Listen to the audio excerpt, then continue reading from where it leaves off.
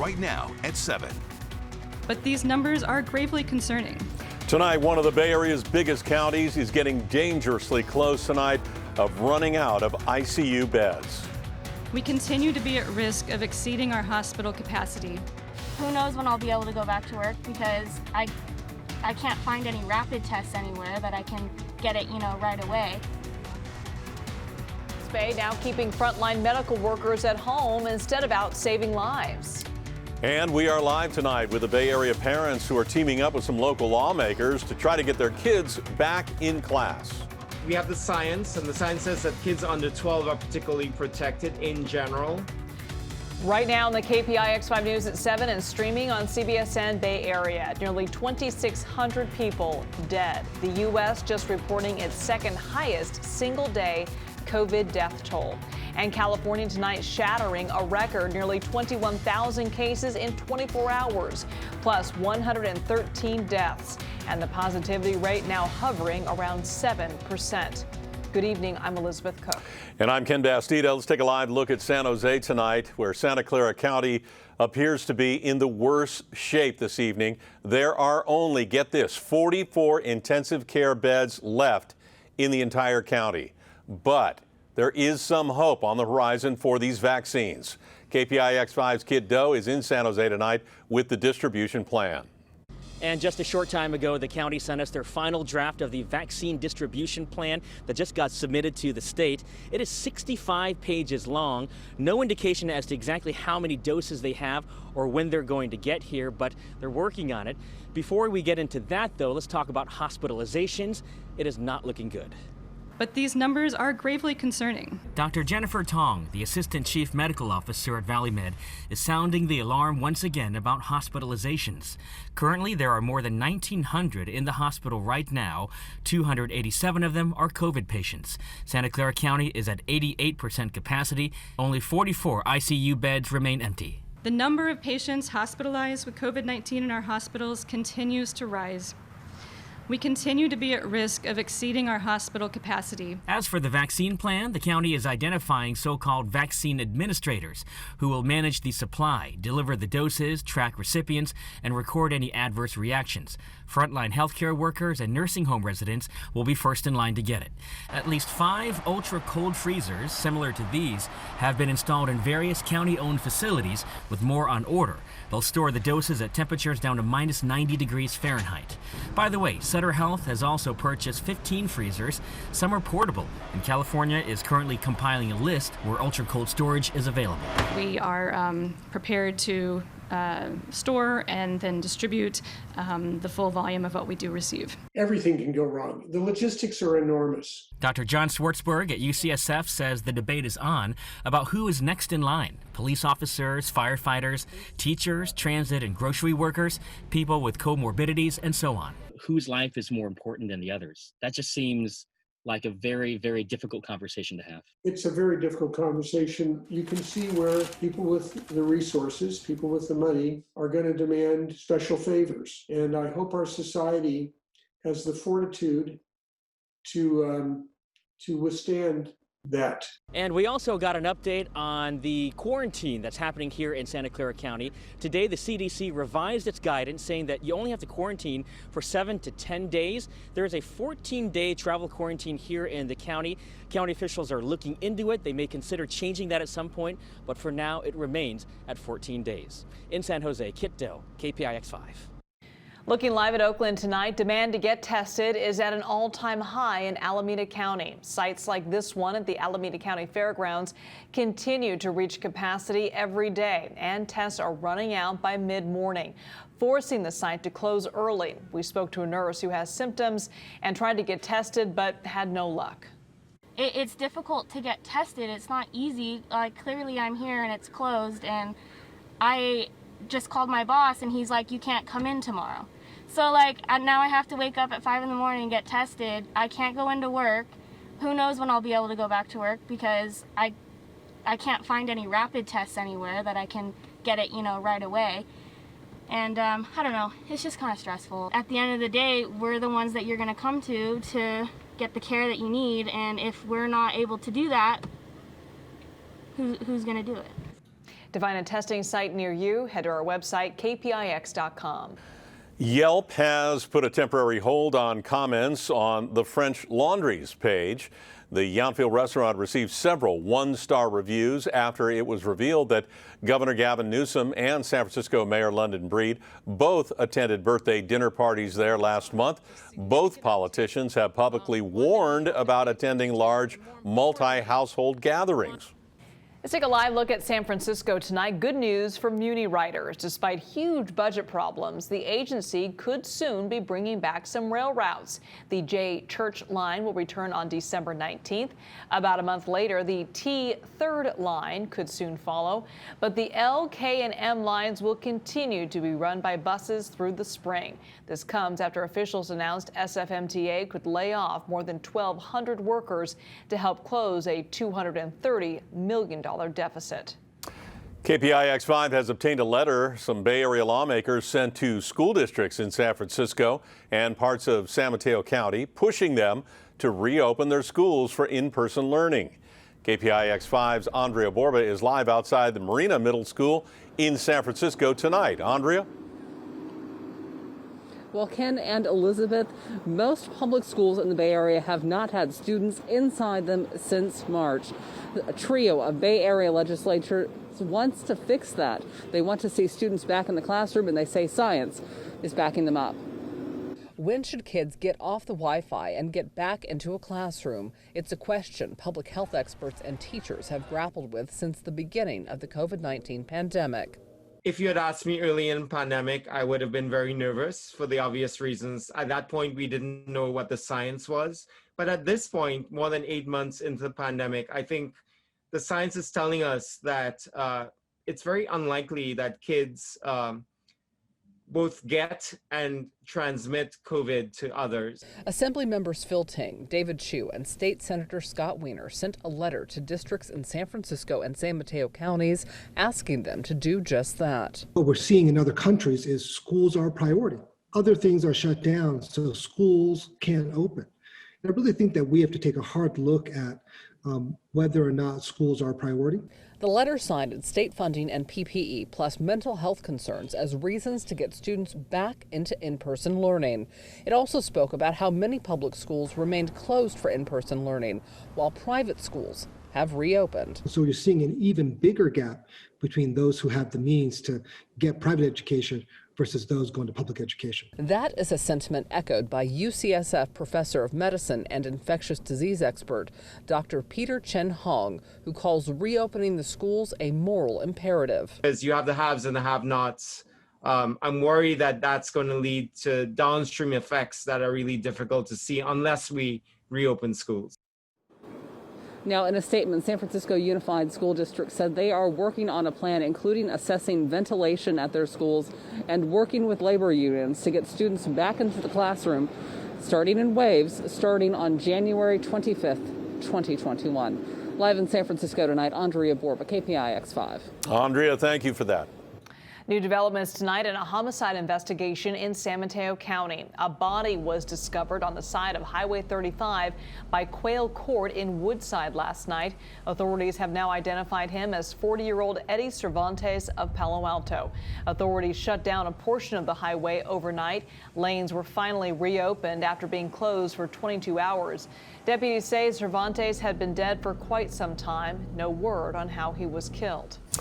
Still to come, some new federal travel guidelines for Christmas just released. Will they spoil your holiday trip? No, I don't think people are going to go for it. I think that I like the way that it's going. It's gone the completely opposite way. You're probably going to hear me yell it on the court. I'm looking forward to it. I'm expecting it. Plus, Steph Curry appears to have a new catchphrase, and he stole it from President Obama. More from their little chat a little while ago. And then a little later on, a Northern California man catapulted out of his own bed after a car slams into the side of his house. This house has already get into like twice already. Probably like 3 times there. Mild temperatures across the Bay Area today. Beautiful evening out there. Those temperatures made it up into the 60s for the most part, but even above 70 degrees in Fairfield. Similar temperatures tomorrow. We'll take a look at the 7-day forecast, see if there is any rain in sight. It's coming up.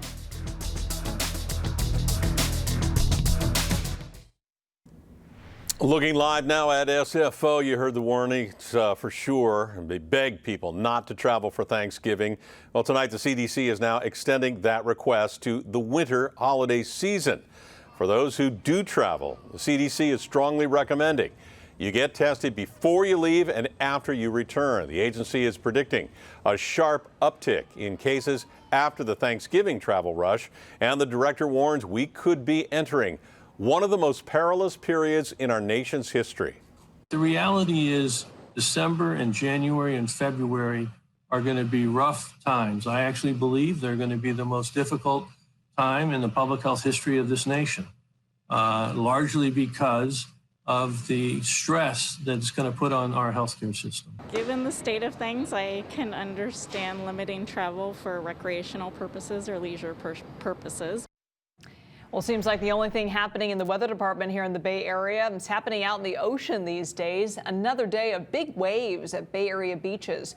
Tomorrow, especially Ocean Beach in San Francisco. Surfline says 15 to 18 feet by tomorrow afternoon. Our chief meteorologist, Paul Hagan, is here. And Paul, I don't know, it's December, but we talked about it yesterday and the day before and the day before. It's like mid-60s now, upper 60s every day. Yeah, even close to 70 degrees inland by early next week. We should be getting cooler every day, and we should see some rain chances. Technically, December is supposed to be our rainiest month of the year. We don't have any rain in the forecast. Cool temperatures tonight, not as chilly as the past couple of nights with some patchy fog possible. It's not going to be very widespread or very dense. Some passing clouds overhead for at least the first half of the day tomorrow, and then plenty of sunshine in the afternoon.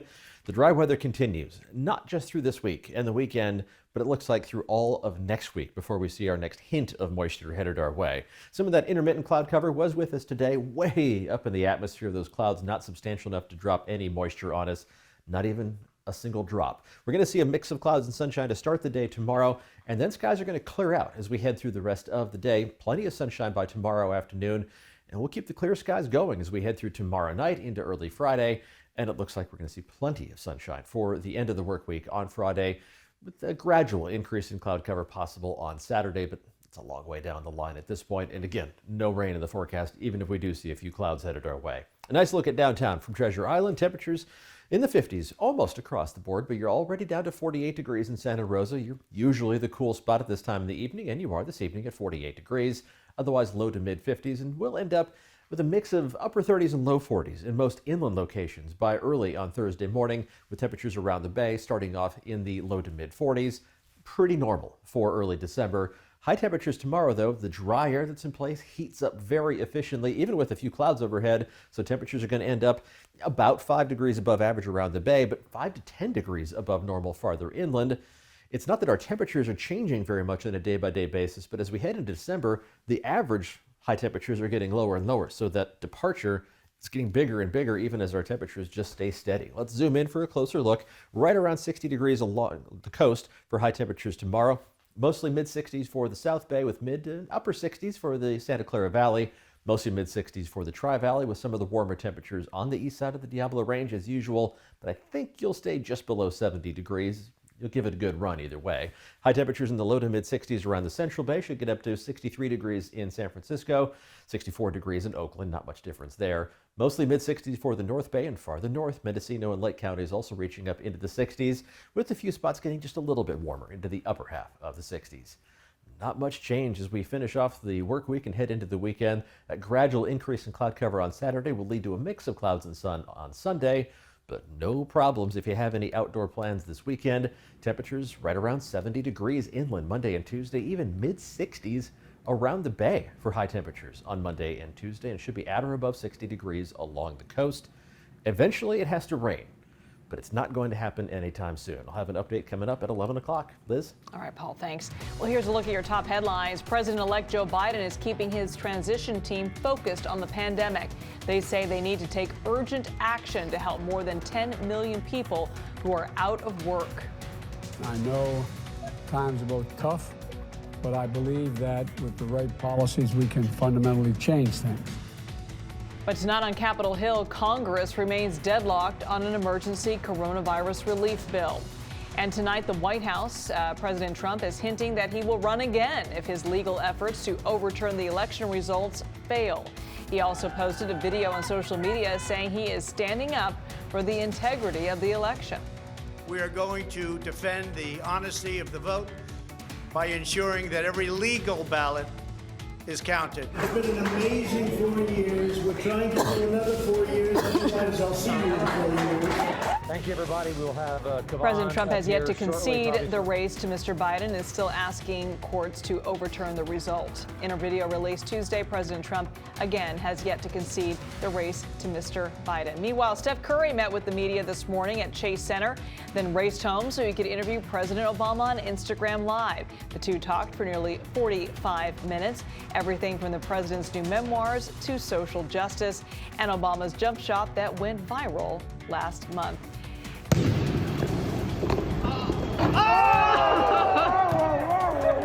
Walk off. That's what I do. That's what I do. Can I borrow?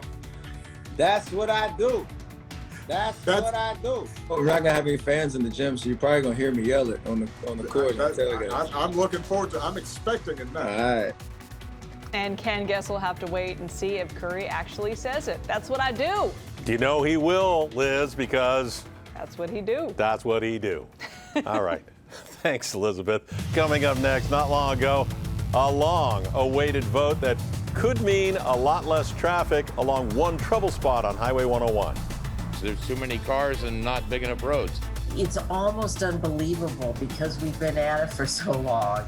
The next thing I see is coming from behind our fence, just flying. Yeah, this is some scary stuff. Northern California, a crash that sent a man literally flying out of his bed. And then later, no more last-minute ski trips to Tahoe. We got some bummer regulations for powder lovers.